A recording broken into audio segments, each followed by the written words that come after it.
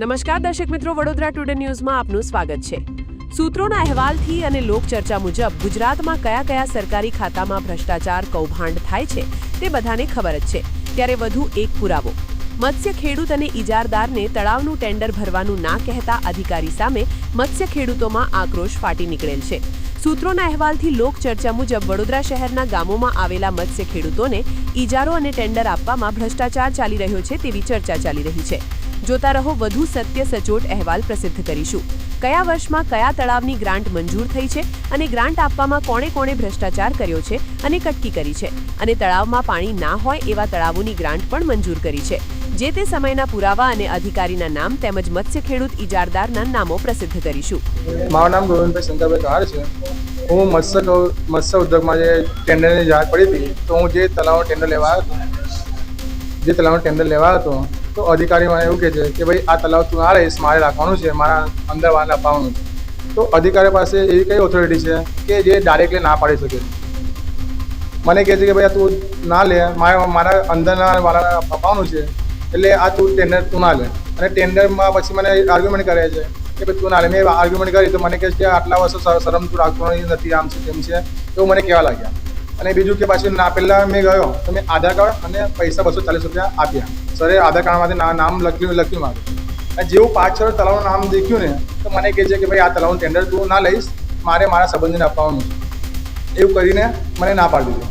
એને મારું લખેલું નામ ચેકી નાખ્યું। હવે ગવર્મેન્ટ ચોપડામાં નામ ચેકવાની ઓથોરિટી સાહેબની છે, એ મારે આપણા મીડિયાના માધ્યમથી જાણવું છે। અને આ જે સાહેબ છે જે વન સાઈડ લોબી ચલાવે છે, અને અમારા જે મત્સ્ય ઉદ્યોગ ધંધો છે એને ચોપટ કરવા બેઠા છે। અને જે પણ સહાય મળે છે અમને ઉપરથી, અમે ઓનલાઈન ફોર્મ ભરીએ છીએ, તો અમને એવું કે છે તમને મેં આ બધી સહાય અપાઈ છે, એટલે તમે ખિસ્સાના પૈસા જ આપો છો। હવે સરકાર જે સહાય બહાર પાડે છે એ મત્સ્ય ખેડૂત ઓનલાઈન ફોર્મ ભરીને ઉપરથી પાસ થાય છે, ત્યારે તમે બધા GST-વાળા બિલ લો છો, પછી તમે સહાય પાસ કરો છો। હવે આ બધું બોલવાનો અધિકાર છે સાહેબને? મારે એ જાણવું છે કે આ બધું તમે કેવી રીતે કહી શકો છો મત્સ્ય ખેડૂતને કે તમને અમે સહાય આપીએ છીએ? ગોવિંદ શંકરભાઈ કહાર। ના, એવું કંઈ નથી। ટેન્ડર આપવા માટે હમણાં આપણે 11 થી 2 ઓફિસ ચાલુ જ છે। આપણે બધાને ટેન્ડર આપીએ જ છીએ, અને બીજા અલગ અલગ ગામથી લોકો આવે જ છે ટેન્ડર લેવા, આપીએ જ છીએ। આપણે 2 વાગ્યા પછીનું ટાઈમ છે, કટ ઓફ ટાઈમ, 2 વાગ્યા પછી ઇસ્યુ કરવાનું બંધ કરી દઈએ છીએ। અને આજે છેલ્લો દિવસ છે, એટલે આપણે કદાચ લોકોને ધરાશું ને।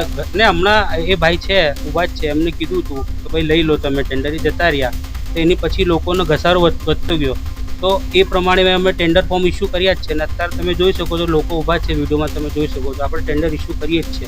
ટાઈમ 2 વાગ્યાનો છે, પણ તોય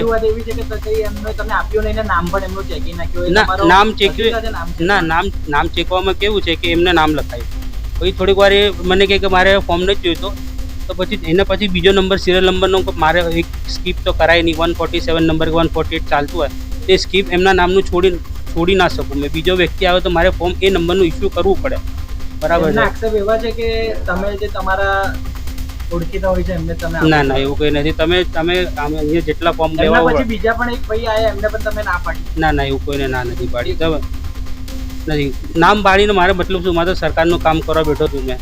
મારે તો જે ફોર્મ લેવા આવે મારે આપવાના છે, એમાં કોઈ ક્રાઇટેરિયા કે બાદ નથી, બરાબર છે? ડોક્યુમેન્ટ લઈને આવે, વેરીફાઈ કરી, અમે ટેન્ડર ફી ભરાઈએ, ટેન્ડર ફી ભરીને અમે તો તરત ફોર્મ ઇસ્યુ કરી દઈએ છીએ। હમણાં તમે જોઈ શકો છો બધા લાભાર્થી ઊભા જ છે। મારું નામ MP શેખ, આસિસ્ટન્ટ સુપરિન્ટેન્ડન્ટ। આવા જ તમામ લેટેસ્ટ અપડેટ માટે જોતા રહો વડોદરા ટુડે ન્યૂઝ।